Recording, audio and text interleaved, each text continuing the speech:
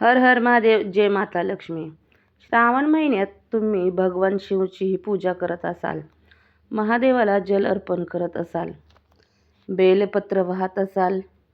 पण तुम्हाला माहीत आहे का, श्रावणात फक्त 2 हिरव्या काचाच्या बांगड्या एक विशिष्ट पवित्र वृक्षाला अर्पण करण्याची एक धार्मिक मान्यता सांगितली जाते. असं मानलं जातं की हा छोटासा उपाय श्रद्धेने केल्याने मनाला सकारात्मकता, समाधान आणि महादेवाच्या भक्तीची अनुभूती मिळू शकते. पण या बांगड्या कोणत्या झाडाला बांधायच्या? पिंपळाला, वडाला की मग महादेवाला अत्यंत प्रिय मानल्या जाणाऱ्या बेलवृक्षाला? आणि या उपायामागे नेमकी धार्मिक भावना काय आहे? आजच्या व्हिडिओमध्ये आपण हे सगळं अगदी सविस्तर जाणून घेणार आहोत. आणि हो, व्हिडिओच्या शेवटी मी तुम्हाला श्रावणातील आणखी 2 सोपे शिवभक्तीचे उपाय सांगणार आहे. त्यामुळे व्हिडिओ शेवटपर्यंत नक्की पहा. नमस्कार मित्रांनो, हर हर महादेव.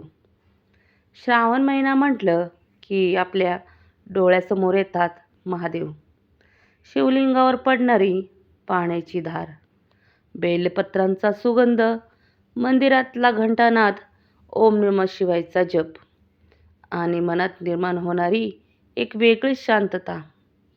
श्रावण हा हिंदू धार्मिक परंपरेमध्ये भगवान शिवांच्या भक्तीसाठी विशेष महत्त्वाचा महिना मानला जातो. या काळात अनेक भक्त सोमवारचे व्रत करतात, शिवलिंगावर जल अर्पण करतात, बेलपत्र वाहतात आणि महादेवाचे नामस्मरण करतात. पण मित्रांनो, आपल्या प्रत्येकाच्या आयुष्यात काही ना काही चिंता असतात. कोणाला नोकरीची चिंता, कोणाला व्यवसायाची, तर कुणाला घरातील सततच्या कलहाची, तर कुणाला नुसत्या भविष्याची, तर कुणाला स्वतःच्या मनशांतीची. आपण देवाकडे जातो तेव्हा आपल्या मनात एकच भावना असते, हे महादेवा, माझ्यावर कृपा करा, माझ्या आयुष्याला योग्य दिशा द्या. आणि म्हणूनच आजचा विषय खूपच खास आहे, कारण आज आपण एका अशा धार्मिक परंपरेबद्दल बोलणार आहोत ज्यामध्ये हिरव्या काचाच्या 2 बांगड्या आणि बेलवृक्षाचा संबंध सांगितला जातो. पण त्याआधी एक गोष्ट स्पष्ट समजून घ्या. हा उपाय श्रद्धा आणि धार्मिक परंपरेच्या दृष्टीने सांगितला जात आहे. यामुळे पैसा, नोकरी, विवाह किंवा आरोग्याच्या समस्या दूर होतील असा वैज्ञानिक किंवा दावा करू नका. श्रद्धा असेल तर करा, पण प्रत्यक्ष आयुष्यातील समस्या सोडवण्यासाठी आवश्यक प्रयत्नही तेवढेच जरुरी आहे आणि योग्य सल्लाही नक्की घ्या. चला तर मग आता जाणून घेऊया या 2 हिरव्या बांगड्यांचे रहस्य. हिरव्या रंगाचे महत्त्व काय आहे तर ते पाहूया. मित्रांनो, श्रावण आला की निसर्ग अक्षरशः हिरवागार होतो. पाऊस पडतो, झाडांना नवी पालवी फुटते आणि संपूर्ण वातावरणात एक प्रकारची प्रसन्नता निर्माण होते. हिरवा रंग अनेक भारतीय परंपरेमध्ये निसर्ग, नवीन सुरुवात, समृद्धी आणि जीवनशक्तीशी जोडला जातो. ज्योतिषीय परंपरेमध्ये हिरवा रंग बुध ग्रहाशी संबंधित मानला जातो. बुध हा बुद्धिमत्ता, संवाद, व्यापार आणि कौशल्याशी संबंधित मानला जातो. म्हणूनच काही धार्मिक ज्योतिषीय परंपरेमध्ये श्रावणात हिरव्या वस्तूंचे विशेष महत्त्व सांगितले जाते. पण इथे एक प्रश्न निर्माण होतो, बांगड्याच का बरं? हिरव्या काचेच्या बांगड्याचे धार्मिक महत्त्व. चला तर जाणून घेऊया आपण हिरव्या काचेचे धार्मिक महत्त्व. भारतीय संस्कृतीमध्ये बांगड्या या केवळ दागिना नाहीत. अनेक परंपरेमध्ये त्या सौभाग्य, मंगलता आणि स्त्रीशक्तीचे प्रतीक मानल्या जातात. विशेषतः हिरव्या बांगड्या काही प्रादेशिक परंपरांमध्ये समृद्धी आणि शुभतत्वाशी जोडल्या जातात. त्यामुळे भक्तिभावाने त्या एखाद्या पवित्र वृक्षाजवळ अर्पण करण्याची कल्पनाही काही ठिकाणी धार्मिक श्रद्धेचा भाग असते. आणि आता आपण पोचलो आहोत या व्हिडिओमधील सर्वात महत्त्वाच्या प्रश्नाकडे. त्या बांगड्या कोणत्या झाडाला अर्पण करायच्या? पिंपळ की वड की बेलवृक्ष? हा अनेकांना प्रश्न पडला आहे. काही जण म्हणतात पिंपळ, तर काही जण म्हणतात वड. पण महादेवाच्या उपासनेमध्ये सर्वात प्रसिद्ध आणि विशेष महत्त्व असलेला वृक्ष कोणता? चला तर बघूया. तो म्हणजे बेलवृक्ष. यालाच बिल्ववृक्ष असेही म्हणतात. भगवान शिवांच्या पूजेमध्ये बेलपत्राला विशेष महत्त्व आहे. शिवलिंगावर बेलपत्र अर्पण करण्याची परंपरा भारतभर प्रसिद्ध आहे. म्हणूनच आपल्या आजच्या विषयामध्ये बेलवृक्षाला विशेष स्थान दिले जाते. काही धार्मिक कथांमध्ये आणि लोकपरंपरेमध्ये बेलवृक्षाला अत्यंत पवित्र मानले जाते. म्हणून हा उपाय करताना सर्वात महत्त्वाची गोष्ट आहे वृक्षाचा आधार. झाडाला इजा होईल अशा पद्धतीने कोणतीही वस्तू बांधू नका. फांदी घट्ट आवळू नका आणि शक्य असल्यास बांगड्या झाडावर बांधण्याऐवजी त्या वृक्षाजवळ प्रतिकात्मकरित्या अर्पण करण्याची पर्यावरणपूरक पद्धत निवडा. कारण निसर्गाची सेवा ही सुद्धा एक प्रकारची शिवभक्तीच आहे. चला तर मग आता जाणून घ्या उपायाची भक्तिपूर्ण पद्धत. मित्रांनो, आता हा उपाय कसा करायचा याची एक साधी आणि श्रद्धापूर्ण पद्धत पाहूया. सर्वप्रथम पहिल्यांदा तर स्वच्छ स्नान करून स्वच्छ कपडे परिधान करा. मन शांत ठेवा. मोबाईल, चिंता आणि इतर विचार काही वेळ बाजूला ठेवा. कारण पूजा म्हणजे फक्त वस्तू अर्पण करणे नाही. पूजा म्हणजे मन एकाग्र करणे. दुसरा नंबर, 2 हिरव्या बांगड्या. 2 साध्या अखंड हिरव्या काचेच्या बांगड्या घ्या. त्यांना श्रद्धेने पूजेच्या ताटात ठेवा. तिसरा, बेलवृक्षाजवळ जा. बेलवृक्षाजवळ गेल्यानंतर प्रथम मनोभावे नामस्मरण करा. वृक्षाला देवस्वरूप मानत असाल तर जल अर्पण. वृक्षाच्या मुळाशी स्वच्छ जल अर्पण करा. पाणी वाया जाणार नाही याची विशेष काळजी घ्या.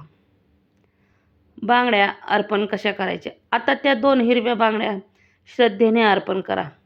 जर बांधत असाल तर फांदीला अजिबात घट्ट बांधू नका. झाडाची साल किंवा फांदी दुखावली जाणार नाही याची विशेष काळजी घ्या. मनातील इच्छा व्यक्त करा. आता काही क्षण डोळे बंद करा. मन शांत करा आणि महादेवाला आपल्या मनातील भावना सांगा. म्हणा, हे महादेवा, माझ्या आयुष्यातील अडचणींना सामोरं जाण्याचा मला शक्ती द्या. माझ्या कुटुंबाला सुख, शांती आणि आरोग्य लाभू द्या. मला योग्य निर्णय घेण्याची बुद्धी द्या. माझ्या प्रयत्नांना यश मिळू दे. अशी मनापासून प्रार्थना करा. मंत्र जप. आता शांतपणे ओम नमः शिवाय या पंचाक्षरी मंत्राचा जप करा. 108 वेळा जप करणे ही अनेक भक्तांची पारंपरिक पद्धत आहे. पण संख्या पूर्ण नाही झाली म्हणून पूजा निष्फळ ठरते असं समजू नका. महत्त्वाची गोष्ट म्हणजे श्रद्धा आणि मनाची एकाग्रता. काही महत्त्वाच्या गोष्टी. मित्रांनो, धार्मिक उपाय करताना काही गोष्टी लक्षात ठेवणे खूप खूप महत्त्वाच्या आहेत.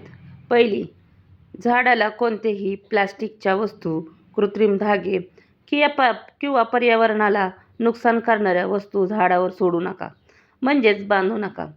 तिसरी गोष्ट, बांगड्या बांधताना झाडांची फांदी घट्ट आवळू नका. चौथी गोष्ट, पूजा श्रद्धेने करा, भीतीपोटी किंवा आणि पाचवी सर्वात महत्त्वाची गोष्ट, पैशांची अडचण असेल तर नियोजन आणि मेहनत करा. आरोग्याची समस्या असेल तर डॉक्टरांचा सल्ला नक्कीच घ्या. महादेवाकडे बी प्रार्थना करा, पण त्याचबरोबर कर्मही करा, कारण आपल्या परंपरेतही कर्माला मोठे महत्त्व आहे. पहिला विशेष शिवभक्तीचा उपाय पाहूया. आता आपण येतो आहोत त्या 2 विशेष उपायांकडे, ज्याचा उल्लेख आपण सुरुवातीला केला होता. पहिला उपाय आहे समृद्धीसाठी. सकारात्मकता संकल्पाचा उपाय. श्रावणात 5 स्वच्छ बेलपत्रे घ्या. त्यावर श्रद्धेने ओम नमः शिवाय असे लिहा. आता ती बेलपत्रे शिवलिंगावर अर्पण करा, पण त्यावेळी फक्त पैशाची मागणी करू नका.